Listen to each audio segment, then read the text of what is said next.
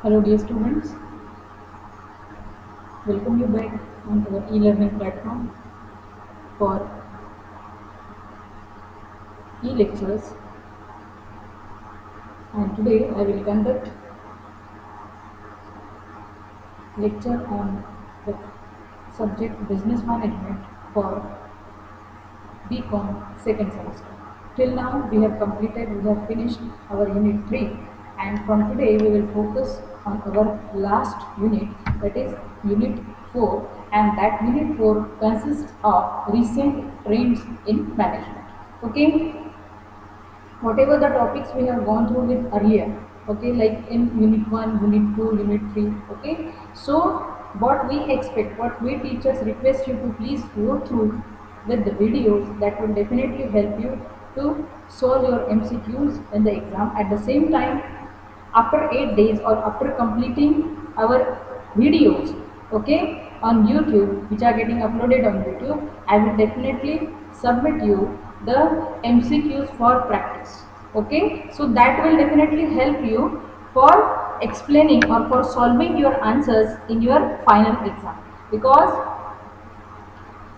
the way the questions are asked in the internal examinations also, you are facing the MCQ pattern questions for the internal scoring. Likewise, your final exam will be based on MCQs only, and for that reason I will submit you all the MCQs on the syllabus or on each unit of a syllabus. So now continuing with this unit 4, that is recent trends in management. So first is management of change. Now what is change? In general, when we talk about change, okay, in every organization, employer and employee relationship makes the business successful. Okay, if the employer, the person who is a manager, who is a leader, okay, who is a decision maker, and he is having a healthy relationship with his staff, with his employees, then there would be definitely no problem. Every working will be smooth, and the management will not get any complaints from the lower class people or from the below authorities. But many times there are conflicts, there are problems, there are quarrels within the manager, within the employer or employee. The reason may be anything, due to X reason, but maintaining a healthy relationship in every organization, the structure of organization, the flow chart of every organization is decided and predetermined. But anyhow the things are set, but the problems arises. So at that time there is need of change, and that change may be due to the behavioral change of the employees, or for example there is a change in the manager post, means the person who was working as a manager, now he or she is changed. So it will definitely take a time for the employees to get adjust with that particular person. Okay, earlier whomsoever was working as a manager or a leader or a head of the department, but because the man changes, because the human being changes, his nature will be different, his type of working will be different, the way of handling the staff will be different. Now how to accept or how to cope up with such changes, that is management of change. So an organization is a man-made system. Obviously in every organization there are employer and employee. Then we will come to different levels of the management. Then we talk about the different job profiles of each and every person who is working in the organization: managers, supervisors, superintendents, laborers, okay, then office staff, commercial staff. Every person is appointed at different level, considering its flow chart, considering different levels, considering the volume and scope of the business. Now it is a man-made system. It works through individuals for accomplishing desired results. Individuals joining the organization from their informal group on the basis of the organization. Individual and organizations work for a longer period and develop a particular way of life. Okay, just now we have discussed that duration. For example, if you are working with a manager since 4 to 5 years, means manager is same and the staff. means the other employees who are working under him are the same. So specific way is generalized. Now there is no problem because they have set and now they know how to behave with the employee and the employer know how to behave with the employee, and even employees are aware about the way of working, about the style of working of the employer or his manager. But it happens that due to some reason that chain, the manager or the employee or the employer-employee relationship sometimes gets disturbed and there is a need of change. Now the change is inevitable in every organization.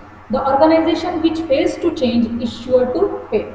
A business organization is affected by external environment in order to be innovative and creative.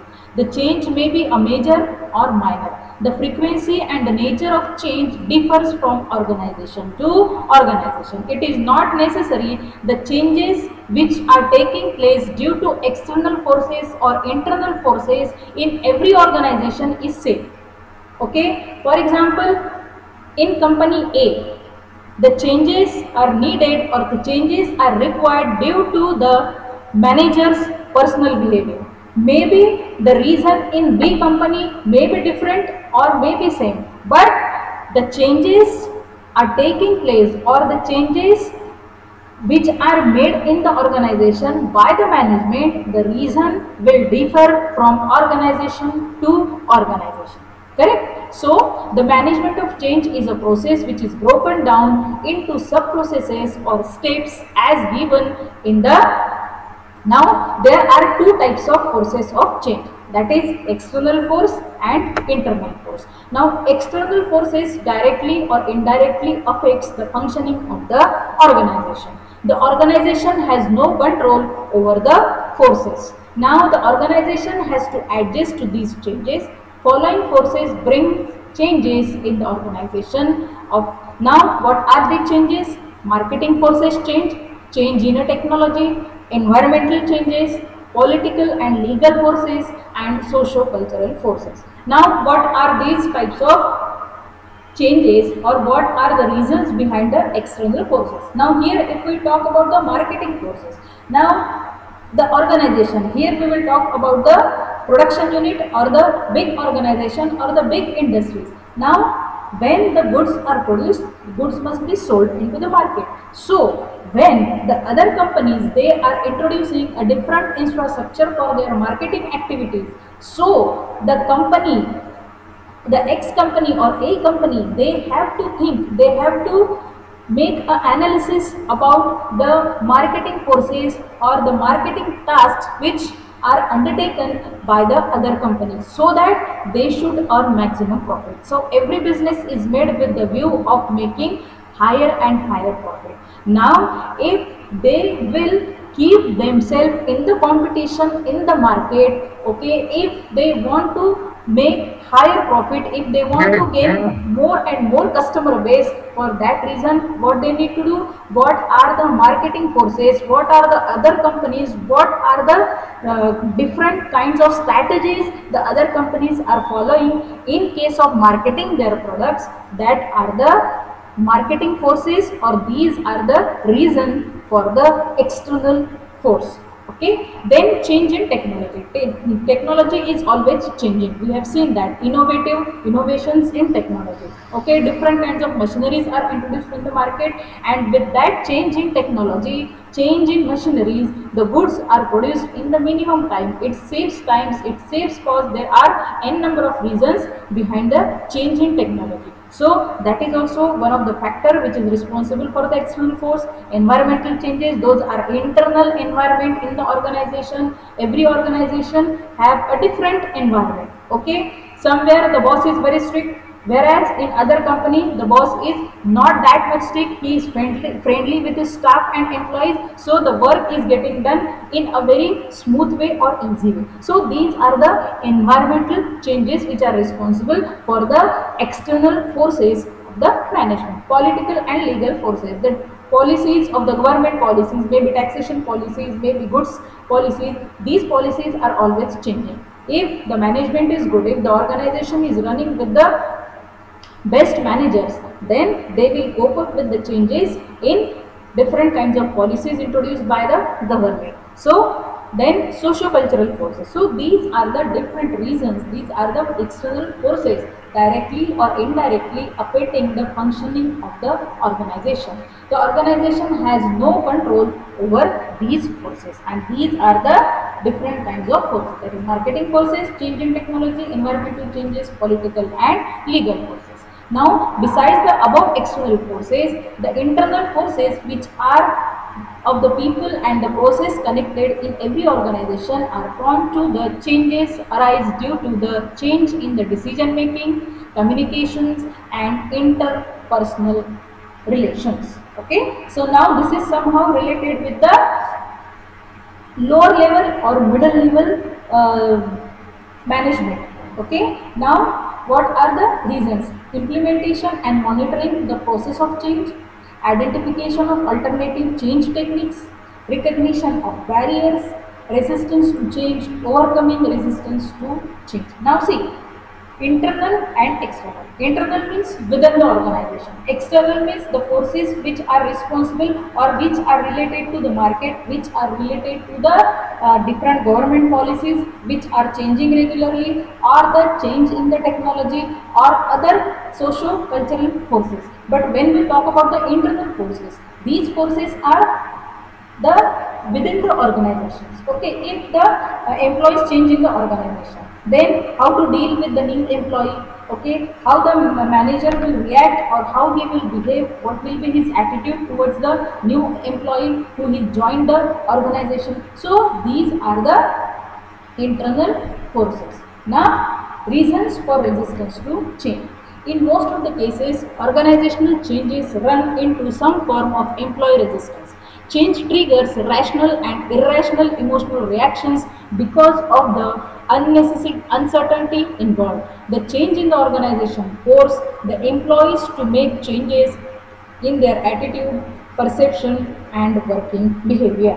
So, the employees have to shift from their established way of life to follow a path of resistance. Every employee, okay, if the manager changes, then his attitude will change, his way of working will change, his way of working, getting things done by his employee will be changed. Okay, everything changes. Now, what it is said, the change in the organization force the employees to make changes in their attitude, means employees have to change or adjust with the attitude of their higher authority, of their manager or employer, their perception, the new person who has joined on that post, about his perception and his working behavior. Means you have to be very flexible in your behavior of working, in your attitude or in your reactions when you are on the workplace. Correct? So employees have to shift from their established way of life and follow the path of resistance.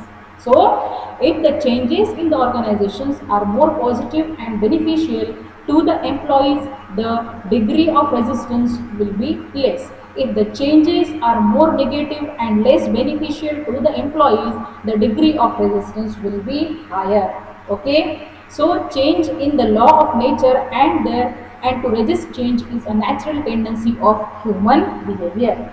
Every time you need to change, you have to get adjust with the situation, you have to be very flexible. Okay, although in your personal life or in your professional life, when you are at home, you have to adjust with your parents, you have to adjust with your siblings, or you have to adjust with your elders. And when you are at workplace, you have to be flexible, you have to be very cool. Every time you cannot show that your anger, or you cannot say that no, I am not ready to do this work. So this is what is management of change. Whatever the changes are taking place due to internal forces or external forces, being an employee side, what you have to remember, you have to adjust, you have to cope up with these changes taking place in the management, that is management of change. So change is the law of nature, and to resist change is a natural tendency of human behavior. Correct? So management resists change due to the following reasons: change in responsibility, Just now, if the manager changes, if the leader changes, if the departmental head changes, so that is change in a responsibility. Okay, then experimental change. These changes are related to technical side changes. Okay, then attitude of the top management. Very simple. Every time the persons who are at the higher level, top, middle, lower, what top level is doing, they are getting work done by the middle. What middle is doing, again they are making responsible or they are getting the work done by the lower level people. So it is a change every time. The work is done in a specific line or in a specific chart. That's why we have seen different chart or different what you say, the kind of charts which are prepared by every organization. Every organization has a right to adopt a different kind of organizational chart. Okay, and as per that, the attitude of the top management, then change by government or a labor unions, increase in cost. Okay, so these are the reasons. Now employees resist change due to the following reasons. Now resistance to change, socio-psychological reasons, communication gap, change in status quo and insecurity. These are on the part of employee. Now strategies to overcome the resistance to change. The role of management in managing the change in the organizational environment is increasing educational level and communication among the employees, making employees participate and involve the change in process, facilitate and support training up to date or update all the employees when the new softwares are introduced. For example, if any new program is arranged, new training is arranged for the sake of the employees, then the change, that will be a positive change. Every time the manager wants more and more work to be done by his employees. Okay, the resources must be utilized by the management or by the manager up to the maximum level, up to the high level. Now negotiations and agreements are to be used to leverage more favorableness among the employees and adopting the change. Manipulation and cooperation of the key persons in the organization, then explicit and implicit coercion through various measures such as loss of job, transfer, promotion if the change is not acceptable. Correct? Then by introducing the change at the right time to overcome the resistance of change, use of the power by the top level official or the top level management to mold the employees, to make the employees to accept the change. These are the strategies to overcome the change on the employee side. So this is what is the management of change. So in next lecture we will cover the different topic, that is management of crisis or some of the topic which is remaining in management of change. So thank you.